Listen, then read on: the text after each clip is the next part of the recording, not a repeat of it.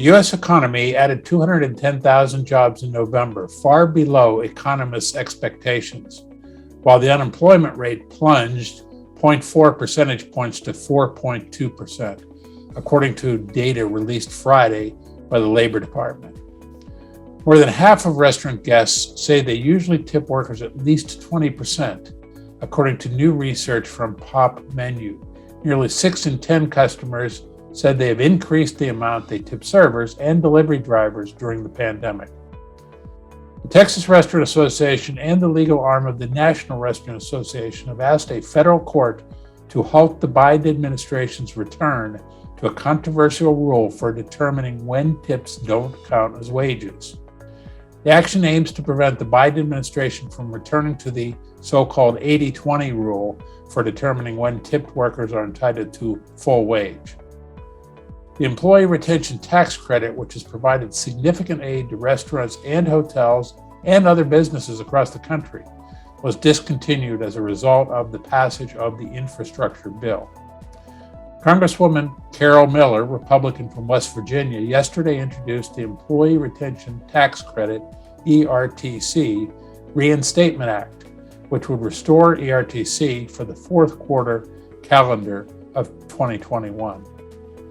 On a related subject, we've received complaints about slow processing of past ERTC applications for payment. You can add your name to the National Restaurant Association's petition to urge the U.S. Department of Treasury to speed up ERTC payments from previous time periods by clicking on the link.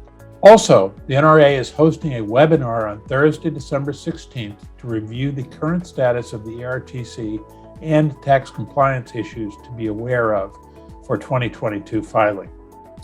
In Pennsylvania, Representative Melissa Schusterman from Chester Montgomery counties today introduced legislation to ban small plastic bottles in lodging establishments. PRLA will be analyzing the language and discussing with stakeholders in the future if the legislation gets any traction. Philadelphia City Council today overwhelmingly approved changes in the service fees charged by food delivery companies.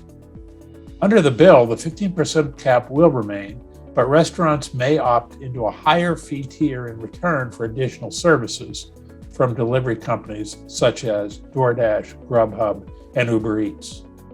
The bill now heads to Mayor Kenney.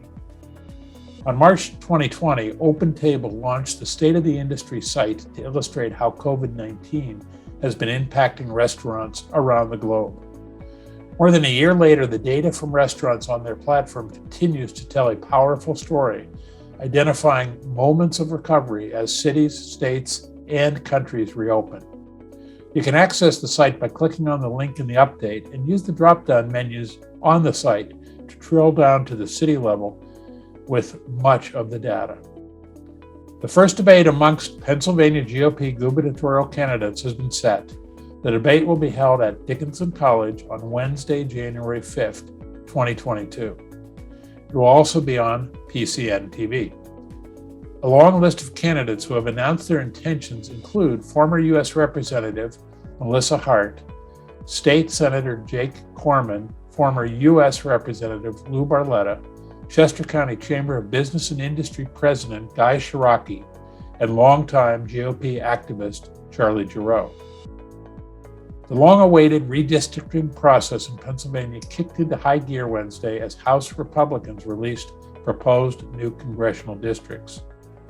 This year, Pennsylvania's congressional delegation is dropping from 18 to 17 because its population of about 13 million grew by 2.4% over the past decade, more slowly than many other states.